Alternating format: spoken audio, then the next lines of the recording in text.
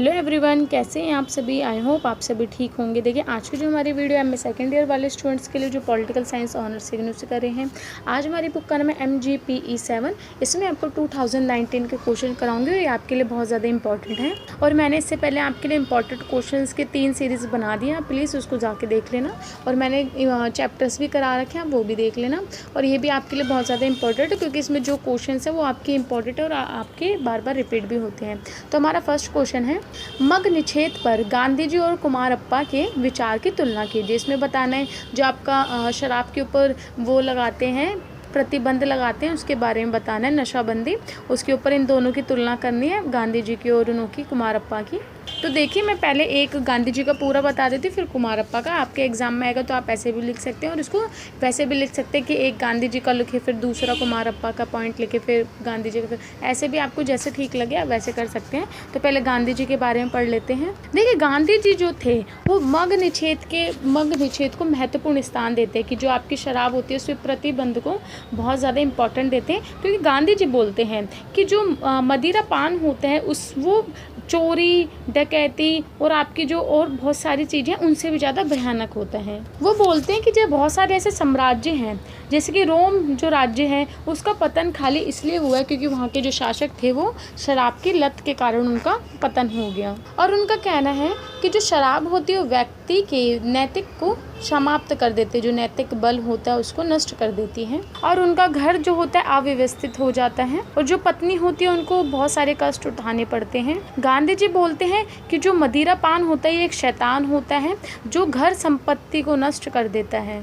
गांधी जी ने देश विदेश और जो भारत के शराबिये हैं उन सब की जो दुर्दशा है उसका उल्लेख किया है। गांधी जी ने बहुत सारे जो नशा करते हैं लोग, उनों की जब दुर्दशा देखी, उनकी घटनाएं देखी, तो उसको देखकर गांधी जी ने शराब का घोर विरोध किया। और जो आपकी मदिरा होता है वो व्यक्ति की शारीरिक, नैतिक, बौद्धिक और आर्थिक दृष्टि को नष्ट कर देता है। गांधी जी का कहना, अगर वह अधिनायक होते तो वो सारी दुकान को बिना देर करे बंद कर देते और जो ताड़ी के पेड़ होते हैं उसको कटवा देते क्योंकि ताड़ी के पेड़ों से ही शराब बनती है। और जो नशीले पदार्थ होते हैं उनकी बिक्री पे रोक लगा देते और उन्हें जो आपकी दुकानें होती हैं शराब की, उनसे जो टैक्स आता है उनके भी वो घोर विरोधी थे। उन्होंने जो टैक्स लिया जाता है, राजस्व लिया जाता है, उसके विरोधी थे। और जो लाइसेंस की बोलियां लगाई जाती हैं उनके भी विरोधी थे। तो गांधी जी इन सब का विरोध करते थे। गांधी जी बोलते थे इसका मतलब ये है कि आप टैक्स ले रहे हो उनसे, तो इसका मतलब ये है कि आप उनका सहयोग कर रहे हो और सरकार इसका लाभ उठा रही है और जो गरीब की जो स्थिति है वो और ज़्यादा खराब हो जाती है। गांधी जी बोलते हैं अगर आप शराब के ऊपर प्रतिबंध लगा देंगे तो आप बहुत सारी समाज की जो बुराइयां होती हैं उसको समाप्त कर सकते हैं। इससे लाखों लोग जो होते हैं उनके नैतिक और वस्तुगत शक्ति उनको प्राप्त हो जाएगी। और वो कहते हैं जो शराब के लिए लाइसेंस देते हैं वो भी नहीं देना चाहिए। जो पुराने लाइसेंस को हम वापस से वो कराते हैं, रजिस्ट्रेशन कराते हैं ना वापस से, तो वो भी नहीं करना चाहिए। और गांधी जी ने जो प्रांतीय सरकार होती है, जो स्थानीय सरकार होती है, उन सबसे अपील भी की थी कि मग जो आपका निषेध होता है शराब पर, प्रतिबंध को बढ़ावा दें। गांधी जी कहते थे जब तक ये मग निषेध पूरी तरीके से सब जगह नहीं होगा तब तक जो भारत की आज़ादी है वो गुलामों की आज़ादी की तरह रहेगी। और गांधी जी ने बोला कि जो हमको एक संगठन बनाना चाहिए, सेवी संगठन, जिसमें कि महिला छात्र हो और जो शराबबंदी है इसके लिए आंदोलन और धरना करना चाहिए। तो इस समाज जो सेवी संगठन है, स्वयं सेवी संगठन, इसमें क्या होगा कि जो भी विद्यमान हैं उन जो नशाखोर लोग होते हैं उनको मनोवैज्ञानिक रूप से उन पर प्रभाव डालेंगे और उनको बोलेंगे कि आपको ये जो शराब है इसको छोड़नी चाहिए। और जो उनके विक्रेता हैं, जो भी शॉप वाले होते हैं, उनको इस धंधे से, इस काम से छोड़ने के लिए बोलेंगे और बोलेंगे इस व्यापार को आप बंद कर दो और ऐसा व्यापार करो जो अच्छा हो सबके लिए। अब नेक्स्ट हमारा है कुमारप्पा। देखिए जो कुमारप्पा थे वो गांधी जी के जो विचार थे उसमें सहमत थे, उसके समर्थक भी थे। जो गांधी जी ने मग निषेध के ऊपर जो भी बातें बोली हैं वो बिल्कुल उससे सहमत थे। उन्होंने एक पुस्तक लिखी वाई प्रोहिबिशन, उसने अनेक प्रकार के निबंध लिखे हैं जो मग निषेध के ऊपर हैं। जो कुमारप्पा है वो मग निषेध के लिए जो लोग होते हैं उनके सामने प्रभावकारी तर्क देते हैं। वो कहते हैं जो भी लोग ये ड्रिंक करते हैं उनके सामने जो व्यक्तिगत स्वतंत्रता होती है उसकी समस्या उत्पन्न हो जाती है। तो उनका कहना है कि जो मग निषेध है वो गरीबों के हित में सोचा जाने वाला मामला है। बोलते हैं कि गरीब वैसे ही अपने पैसे से अपने जो उनकी आय होती है उनसे तो घर का जो खर्चा है या उसमें असमक्ष होते हैं उसको पूरा नहीं कर पाते। अगर वह भी ड्रिंक करने लगे तो उससे क्या होगा कि जो घर की दुर्दशा है, परिवार की दुर्दशा है, वो उसके शिकार हो जाएंगे और बहुत सारी उसमें आर्थिक समस्या उत्पन्न हो जाएंगी। देखिए, जो भी मद्यपान करते हैं, जो भी ड्रिंक करते हैं, वो एक विरोधी आदत है, समाज के विरोध में एक आदत है, इसलिए सरकार को इसमें हस्तक्षेप करना चाहिए। ये कहते जो अल्कोहल करते हैं पश्चिमी देशों के रीति रिवाज हैं, भारत के नहीं, इसलिए इस पे कानून द्वारा नियंत्रण हो सकता है, क्योंकि भारत में इस प्रकार का कोई रीति रिवाज नहीं है, इस पे इसलिए काबू भी पाया जा सकता है। देखिए, बता रहे जो ड्रिंक नहीं करते उन्हों को भी इसकी लत लग जाती है, क्योंकि ये बाजार में खुली आम बिकती है और जिससे क्या होता है जो इसको नहीं पीते वो भी इसकी तरफ आकर्षित हो जाते हैं। और बुरे जो शराब पीते हैं उनको क्या होता है कि वो शांति भंग करते हैं, धन की हानि करते हैं, अनैतिकता का पालन करते हैं, इसलिए इसके विरुद्ध में कानून बनना चाहिए। कुमारप्पा का कहना है कि मद्य निषेध के संबंध में प्रचार करना चाहिए, लोगों को शिक्षित करना चाहिए और ये अहिंसात्मक एक तरीका है जो इसका समाधान ढूंढ सकता है शिक्षा के माध्यम से। और जो कुमारप्पा वो पश्चिमी जो सभ्यता है आपका ड्रिंक करने के ऊपर जो वशीले पदार्थ लेते हैं उसके लिए भी वो उसका विरोध करते हैं। ये बोलते हैं जो कभी कभी पीते हैं, ड्रिंक करते हैं, उन्हों से ज़्यादा खतरनाक वह लोग हैं, उन्हों के लिए है खतरनाक जो रोज पीते हैं और अधिक ड्रिंक करते हैं, और ऐसे लोगों पे प्रतिबंध लगा देना चाहिए। ये आगे बोलते हैं कि जो कम पीते हैं और जो रोज पीते हैं, ज़्यादा पीते हैं, वो एक ही जैसा है। और बोलते हैं कुछ ऐसे लोग होते हैं जो समाज में जो मजदूर लोग होते हैं वो खाली ऐसे बेकार पड़े होते हैं, कुछ काम धंधा नहीं करते जो, तो उन्हों को इसकी तरफ, शराब की तरफ आकर्षित ना हो तो उसके लिए उनको क्या करना चाहिए कि कोई क्लब खोल दे, जिसके जो खेलने के लिए होता है, खेलने के लिए मैदान खोल दे, पार्क खोल दें और सामाजिक सुधार में उनका पार्टिसिपेट करवाने लगे, ताकि उनका मनोरंजन जो है होता रहे और शराब की तरफ वो ना जाए। और जो ये टैक्स लेते हैं इसके इनों के विरोध में भी बोलते हैं कुमारप्पा कि जो टैक्स लेते हैं अन्यायपूर्ण है, अनुचित है। इससे क्या होता है जो ठेकेदार होते हैं उनको बढ़ावा मिलता है और जो ठेकेदार होते हैं वो अधिक से अधिक राशि जो होती है गरीबों से एकत्रित कर लेते हैं। और बोले कि जो मद्य निषेध से राजस्व को जो राशि प्राप्त होती है वो नहीं होनी चाहिए, वो गलत है। बोले कि आप अन्य तरीकों से भी राजस्व प्राप्त कर सकते हैं। बोले जो मद्य निषेध होता है, जो शराब पे रोक है, वो एक आवश्यक लाभदायक है, क्योंकि इससे क्या होता है आपके उत्पादन में सुधार आता है, बचत में जो हम बचत करते हैं उसमें सुधार आता है, सार्वजनिक स्वास्थ्य सुधरता है। ये बहुत सारी चीज़ें जो उन्होंने बताई है हमारा ये यहीं ख़त्म होता है। और हाँ, ये भी कि परिवार में भी सही चीज़ चलने लग जाती है और क्या कहते हैं संघर्ष। ये बता रहे जो लोग ये ड्रिंक करते हैं, शराब पीते हैं, तो उनको बहुत सारी समस्याओं का सामना करना पड़ता है, जिसके स्वास्थ्य को लेके हो गया, परिवार में संघर्ष को लेके हो गया, भूखमरी को लेके हो गया, ये सब बच्चे जन्म लेते हैं चीज़ें अनैतिकता के ऊपर, तो ये सब चीज़ें इसमें बता रहे हैं। तो हमारा ये यहाँ पर ये क्वेश्चन समाप्त होता है। आई होप आपको समझ आया हो। आप इसको ऐसे भी लिख सकते हैं जैसे कि मैंने पहले गांधी जी का बताया पे, या फिर आप दोनों को मिक्स करके भी लिख सकते हैं। तो नेक्स्ट क्वेश्चन देखते हैं। ग्रीन पीस ने परमाणु विरोधी आंदोलन में कैसे योगदान किया? इसमें बताने जो ग्रीन पीस है उसने परमाणु विरोधी आंदोलन जो किया था उसका कैसे किस प्रकार से योगदान था। देखिए, जो ग्रीन पीस संगठन की उत्पत्ति है वो इसलिए ही हुई है कि परमाणु का जो यूज़ करते हैं उसके विरोध में कि ना यूज़ हो। देखिए, ग्रीन पीस ने 1978 में एक ऐसे जहाज का मतलब कि ऐसे जहाज बनाया जो आपका जो परमाणु परीक्षण करते हैं उन्हों का विरोध करता था और उन्हों को देखता था कि कहाँ पे परमाणु परीक्षण हो रहा है। परंतु जो आपकी न्यूजीलैंड और फ्रांस की जो सरकार थी उसने उसको पानी के अंदर उसको डुबो दिया ताकि वो देख ना पाए। देखिए, जो ये परमाणु विरोध यात्रा में 2 तकनीकें इसमें देखी गई हैं जो महत्वपूर्ण थी। जो ग्रीन पीस के सदस्य थे जो परीक्षण क्षेत्र होता है उसमें मौजूद थे और जो परीक्षण हो रहा था परमाणु का उसके साक्षी बने, होने वाले परीक्षण की जो हानि है उसको भी देख सकते थे। और जहाँ पे परमाणु परीक्षण हो रहा था तो वहाँ के जो क्षेत्रीय सदस्य होते हैं उन्हों को उससे दूर रखा ताकि वे सुरक्षित रहें। और देखिए, इस जहाज का नाम था रेनबो वॉरियर। तो इसने क्या किया कि 300 जिसकी वहाँ रुकने से पहले, ऑकलैंड रुकने से पहले क्या किया कि 300 जो द्वीपवासियाँ होते हैं उनको पुनः स्थान किया कि एक एक जगह से दूसरी जगह स्थापित किया। क्योंकि देखिए क्या 1946 में और 1958 में जो संयुक्त राष्ट्र संघ ने परमाणु परीक्षण किया था, उसकी जो रेडियोधर्मी होती हैं, जो उसकी तरंगे होती हैं, उससे बहुत ज़्यादा प्रदूषण फैल गया था उस जगह पे।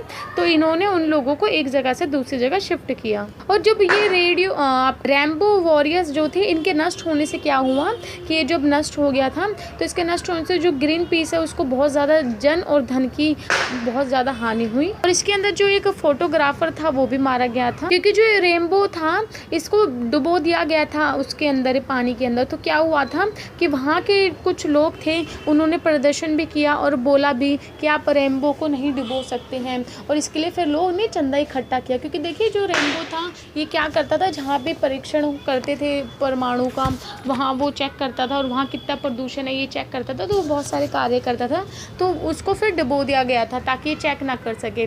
तो जिसके कारण क्या हुआ कि बहुत सारे लोगों ने मिलके इसके खिलाफ, मतलब कि इसके लिए बोला कि इसको हम ऐसे नहीं डुबो सकती कोई भी सरकार, और फिर इसके लिए चंदा भी इकट्ठा किया, क्योंकि इसमें बहुत ज़्यादा जो पैसे हैं और जो धन होता है उसकी हानि हुई थी। और ये जो संकट था, ये जो फ्रांस के लिए एक भीषण जन संकट था। जो न्यूजीलैंड की पुलिस थी उसने इसका पर्दाफाश किया फ्रांस सरकार का, क्योंकि फ्रांस की सरकार ने इसको डुबोया था।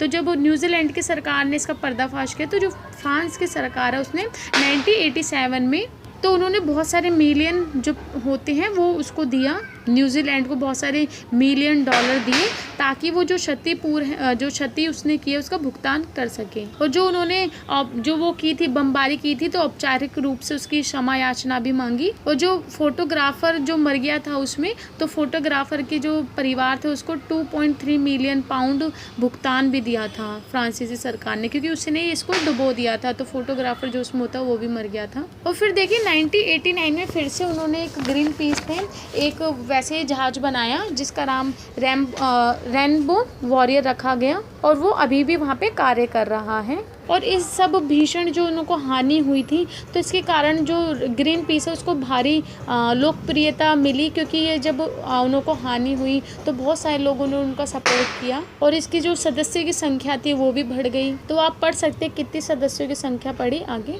तो इस प्रकार से हम कह सकते हैं कि जो ग्रीन पीस है वो परमाणु विरोधी आंदोलन का उसका बहुत बड़ा योगदान रहा है।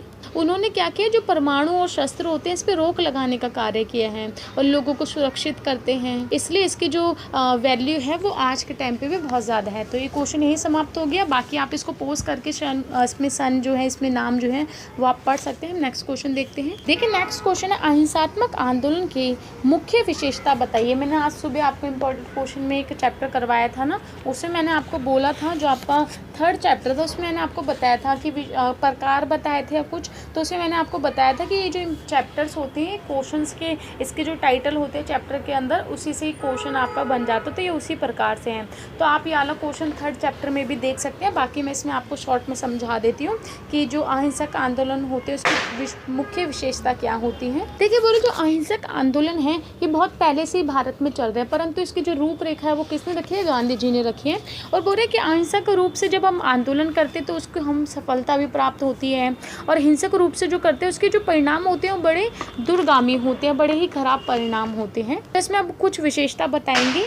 देखिए अहिंसक आंदोलन में बस ये विशेषता पूछे किस प्रकार का होता है, तो इसमें यही है कि अहिंसक आंदोलन में क्या करते हैं कि जो राजनीतिक संचार होता है, आपका संरक्षण होता है, उस संघर्ष होता है और जो परंपरागत आपके संस्थागत होते हैं उसके तरीके होते हैं, मतदान होता है, चर्चा, विचार विमर्श, समर्थन, इन सबको जुटाते हैं और फिर क्या करते हैं, जो भी आपका अहिंसक तौर पर ये विरोध करते हैं, और फिर जो विपक्ष होता है हमारा, विपक्ष जो होता है उसका विरोध करते हैं और फिर ये उससे विजय प्राप्त कर लेते हैं। कि अहिंसक में क्या होते हैं कि विचार विमर्श होता है, आप लोगों को एकजुट करते हैं, उसका प्रचार करते हैं, प्रसार करते हैं, ताकि लोग उससे जुड़े ज़्यादा से ज़्यादा आंदोलन से, उनको भी उसके बारे में पता चले, वो जागरूक हो, ताकि जो विरोधी है उसके ऊपर हम विजय प्राप्त कर सके अहिंसक तौर पे। और इसमें किसी भी प्रकार का शारीरिक कष्ट नहीं होता, किसी भी संपत्ति का नुकसान नहीं होता, हिंसा नहीं होती, दमन नहीं होता, अन्याय नहीं होता, किसी के ऊपर प्रतिरोध नहीं होता, ये सब चीज़ें इसमें बताई गई हैं। इसमें केवल क्या होते हैं, जो सक्रिय और और गतिशील रणनीति अपनाई जाती है।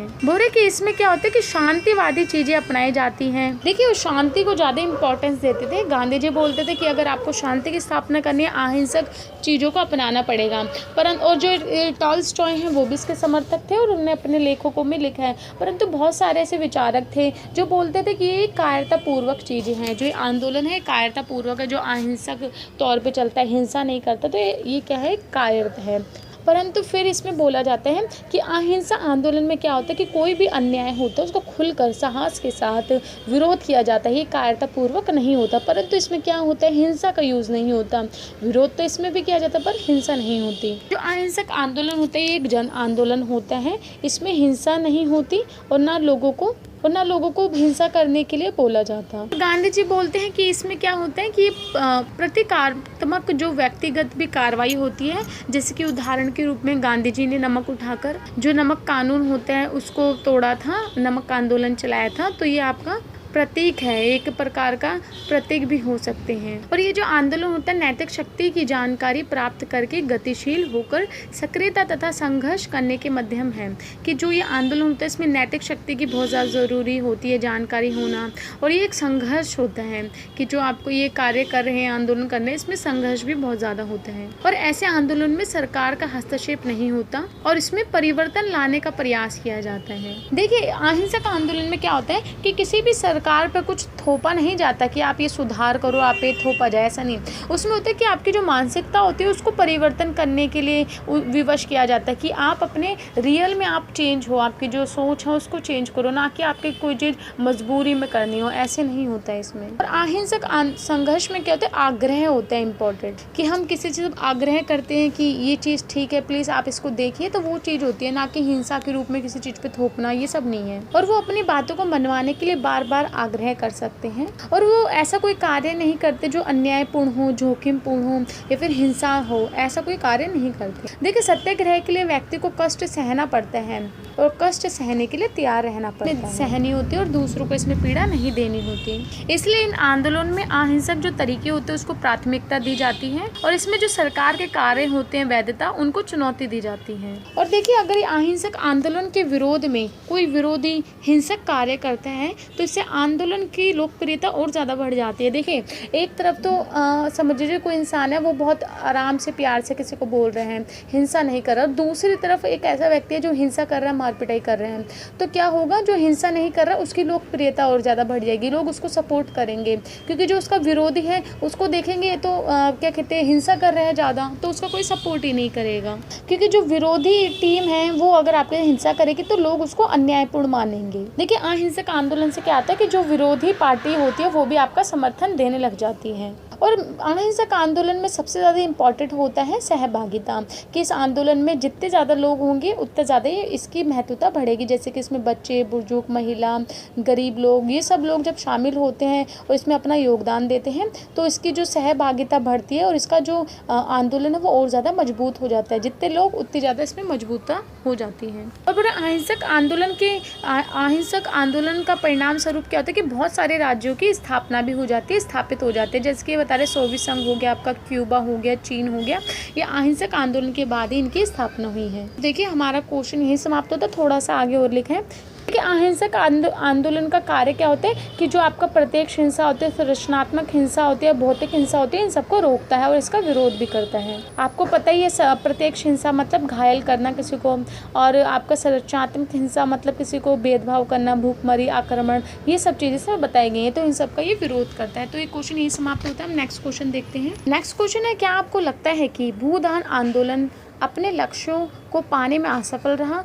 अपने उत्तर को समर्थक के तर्क में दीजिए। इसमें आपको बताना है कि जो भूदान आंदोलन है वो असफल रहा या नहीं, उसके बारे में। तो देखिए भूदान आंदोलन मैंने आपको इसका चैप्टर भी करवा रखा है, विनोबा भावे के ऊपर है, और मैंने आपको इंपॉर्टेंट क्वेश्चन में भी भूदान आंदोलन के ऊपर बता रखे हैं, परंतु इसमें बस असफलता के बारे में बताना है तो वो मैं आपको बता देती हूँ। देखिए जो भूदान आंदोलन है उसकी कई विचारकों, कई लोगों द्वारा आलोचना भी की गई है, और इसमें कौन कौन लोग शामिल है जिसकी आपके अर्थशास्त्री और जो दार्शनिक होते हैं, राजनीतिक विचारक होते हैं, समाज सुधारक, वो इसमें शामिल है जो आलोचना करते हैं। यहाँ तक कि जो गांधी जी थे उसके जो अनुयायी लोग होते हैं, उन पे जो गांधी जी के मार्ग पे चलते हैं, वो भी इससे सहमत नहीं थे, क्योंकि जो भूदान आंदोलन अपने उद्देश्य को प्राप्त करने में असफल रहा है उसके बहुत सारे कारण हैं।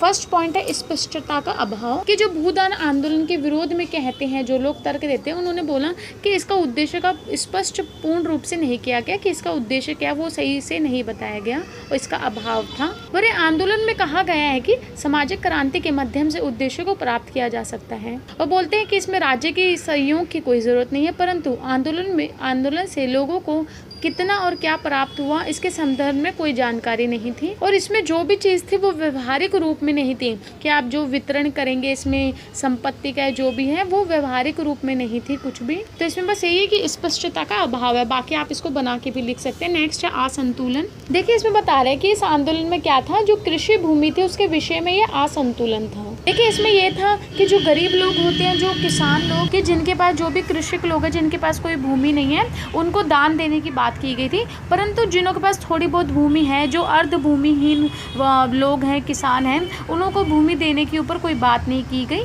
और जो कृषि मजदूर से रूप में अपना जीवन बिता रहे हैं उनके ऊपर भी कोई योजना या कोई चीज़ शामिल नहीं की गई, तो इसलिए असंतुलन था। नेक्स्ट पॉइंट है अपर्याप्त भूमि। और देखिए इस अपर्याप्त भूमि में यह है कि इस विचारकों का, अनेक विचारकों और अनेक लोगों का ये कहना था, जो इस भूमि दान में, जिन लोगों ने भूमि को दान दिया, उस भूमि में पूरे वर्ष तक कोई काम नहीं किया जा सकता था। वो ऐसी भूमि थी जिस पर कोई काम ही नहीं किया जा सकता, तो उस भूमि को देना व्यर्थ था, और इस भूमि से पर्याप्त जो आय है वो भी नहीं हो सकती थी, और जो भूमिहीन लोग होते हैं उनकी जीविका भी नहीं चल सकती थी, तो ये अपर्याप्त भूमि थी। नेक्स्ट पॉइंट है विखंडन और उपविभाजन। देखिए जो भूदान, जो आपका भूदान है और उसकी जो कार्य प्रणाली है, उसको लेकर बहुत सारी आलोचना हुई, कि जो आंदोलन है ये छोटे और बिखरे हुए कृषि क्षेत्रों का विखंडन और उपविभाजन करता है, कि आंदोलनों में जो छोटे और बड़े किसान द्वारा भूमि दान किया जाता है, छोटे किसानों द्वारा छोटी भूमि दान दी जाती है और बड़े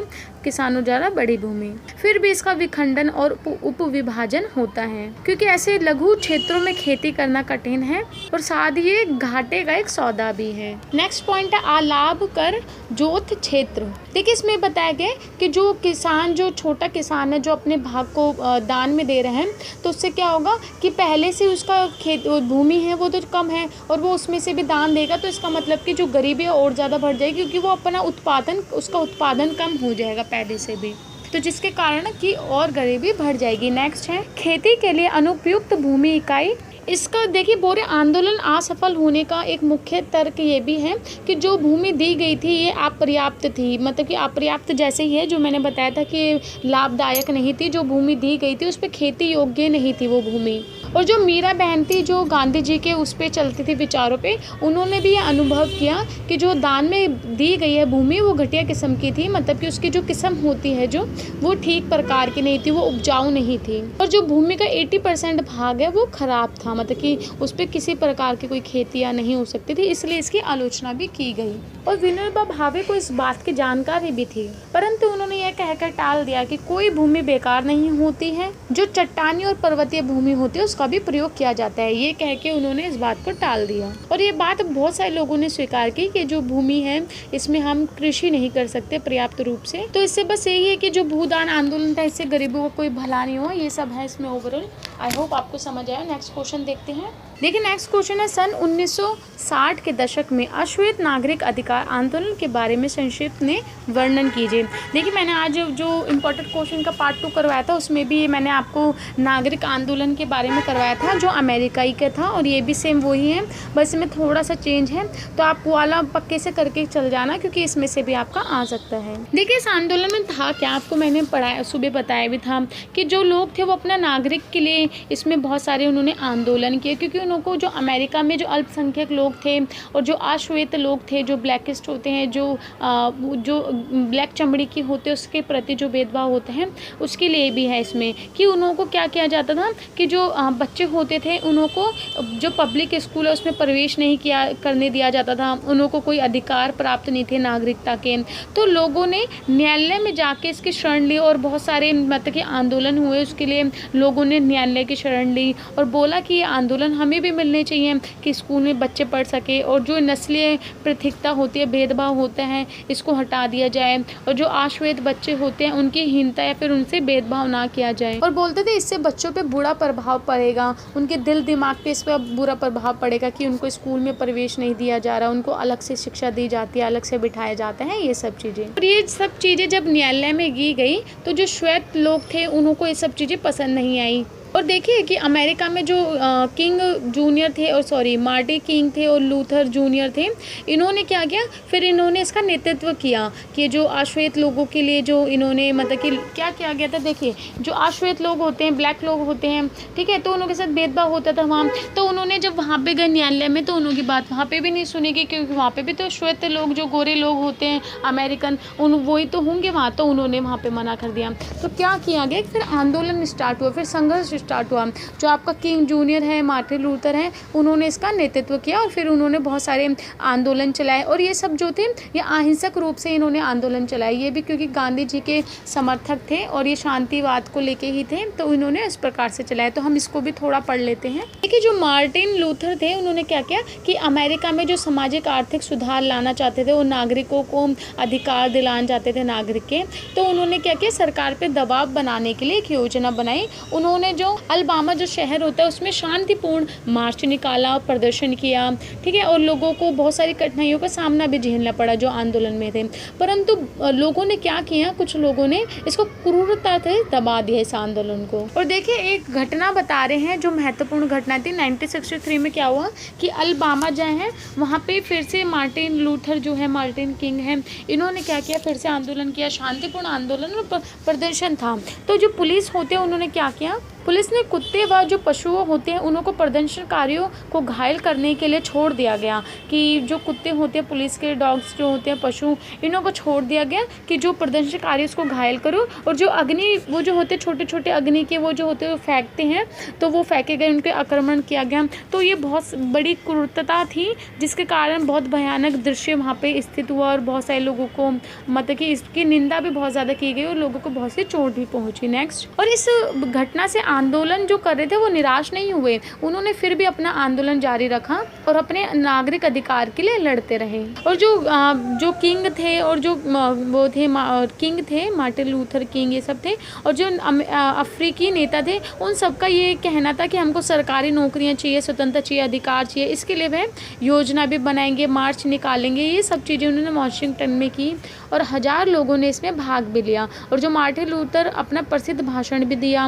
और उन्होंने कहा कि मेरा सपना है कि मेरे 4 छोटे छोटे बच्चे एक दिन ऐसे राष्ट्र में रहेंगे जहां उनका आकलन उनकी त्वचा और रंग पर नहीं किया जाएगा, बल्कि उनके द्वारा किए गए आचरण और चरित्र की मात्रा पर किया जाएगा। मतलब कि जो आपके ये थे मार्टिन लूथर थे, इन्होंने बोला कि मैं ऐसे राज्य का सपना देखता हूँ कि जहाँ पे मेरे बच्चे हैं जो छोटे छोटे 4, उनको त्वचा के ऊपर उन पे भेदभाव नहीं किया जाएगा, उनकी योग्यता, उनके चरित्र के ऊपर देखा जाएगा। और इस भाषण से बहुत सारे लोग प्रभावित हुए, अमेरिकन जो अफ्रीकन अमेरिका थे। और इस वाले भाषण से क्या हुआ कि इन्हों को सफलता भी मिली और सरकार के ऊपर भी प्रभाव पड़ा। और देखिए बाद में क्या हुआ कि इन सब चीज़ों के बाद ये हुआ कि वहाँ पे जो अल्पसंख्यक लोग थे, अमेरिका अल्पसंख्यक थे, उन्हों को भी फिर सुविधा दी गई। जो सरकारी नौकरियां होती हैं उनके पद के लिए वो भी अपना चुनाव, मतलब कि वो भी उस पद पे आ सके। और जो नागरिक अधिनियम है वो भी पास किया गया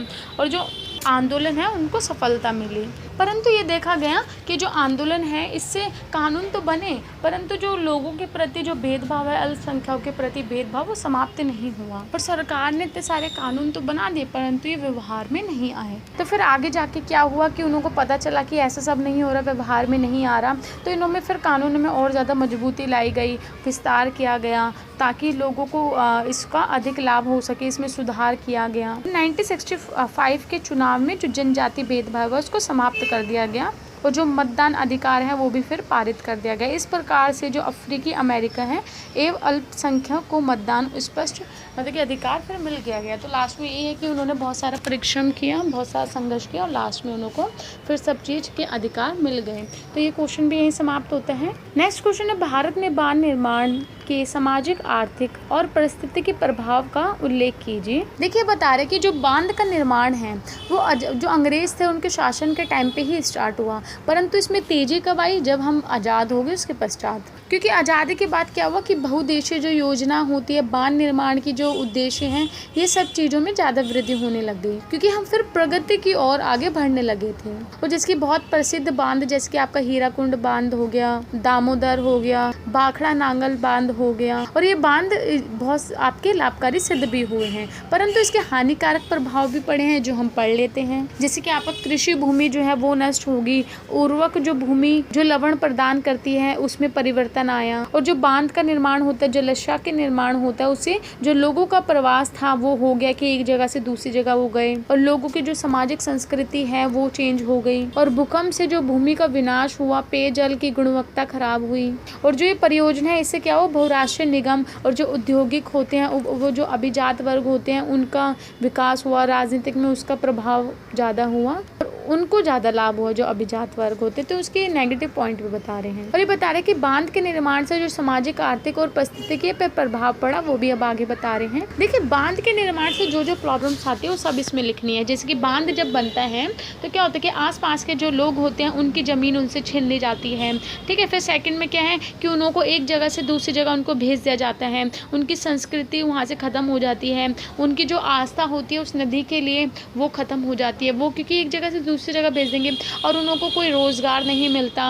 और इसमें जो महिला, बच्चे, ये इन्हों को गहरा प्रभाव पड़ता है, क्योंकि एक जगह से दूसरी जगह जाते तो उनका लगाव हो जाता है उस जगह के साथ, और उन्हों के ऊपर भारी उन्हों को धक्का पड़ता है, उनका पूर्ण निवास हो जाता है। ये सब चीज़ें इसमें बताएगी कि बांध बनने से जो जो प्रॉब्लम्स आती है वो, और जो परिस्थिति है उस पर बुरा प्रभाव पड़ता है, क्योंकि जो पेड़ उड़ होते हैं वो काट दिए जाते हैं, संपत्ति के ऊपर नुकसान पहुंचता है, और आसपास का जो एरिया होता है उसको क्षति पहुंचती है, वो आसपास का जो एरिया जिस पे कृषि होती है वो पानी में डूब जाता है। ये सब चीज़ें इसमें बताई गई हैं। फिर सरकार को क्या करना करता है कि जो आसपास के एरिया में लोग रहते थे उनको एक जगह से जब दूसरी जगह भेजते हैं और उनका जो उनके ऊपर क्षति पहुंचती है तो उसके ऊपर भी फिर सरकार पैसा खर्च करती है, तो और पैसा खर्च होता है।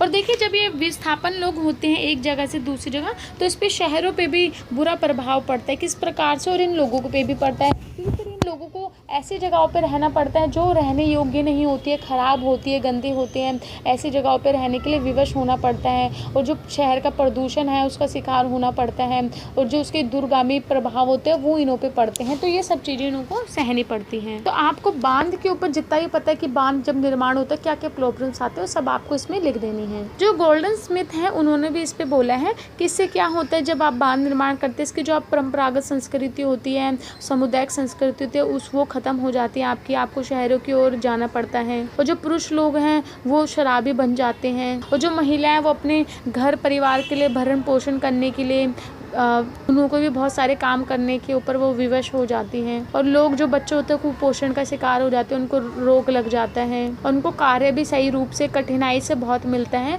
तो ये सब चीज़ें उनको देखनी पड़ती है। और उनका दुर्भाग्यवंश ऐसा संसार हो जाता है जहाँ पे शोषण और लोगों के साथ बहुत सारे बुरे व्यवहार, ये सब चीज़ें होती हैं। तो हमारा क्वेश्चन ये समाप्त हो गया। नेक्स्ट क्वेश्चन देखते हैं। तो देखिए मैं अपनी वीडियो को ही स्टॉप कर रही हूँ क्योंकि वीडियो लेंथी हो जाएगी। अभी कुछ क्वेश्चन रहते हैं 2019 का, खाली 1-2 क्वेश्चन रहता है और सारे हो गए हैं। फिर इसके बाद मैं 18 का क्वेश्चन अगर मेरे को टाइम मिल पाया तो मैं आपको एक्सप्लेन कर दूंगी, नहीं तो मैं उसके नोट्स बना दूंगी PDF में और फिर आप उसको पोस्ट करके पढ़ लेना। नहीं तो अगर मेरे को टाइम मिल गया रात में तो फिर मैं उसको भी एक्सप्लेन कर दूंगी। बाकी मैंने इंपॉर्टेंट क्वेश्चन के 3 पार्ट बना दिए। ये 2019 का पूरा सॉल्व हो गया है क्वेश्चन पेपर, तो आप इतना करके चल जाना और जो आपको चैप्टर कराए वो भी करके चल जाना, तो आप अच्छे मार्क्स से पास भी हो जाएंगे। और मैं 2018 का भी आपको सॉल्व क्वेश्चन पेपर प्रोवाइड करवा पाए तो करवा दूंगी, आप उसको पोस्ट करके भी पढ़ लेना। तो चलिए मिलते हैं नेक्स्ट वीडियो में। अगर आपको वीडियो अच्छी लगे तो लाइक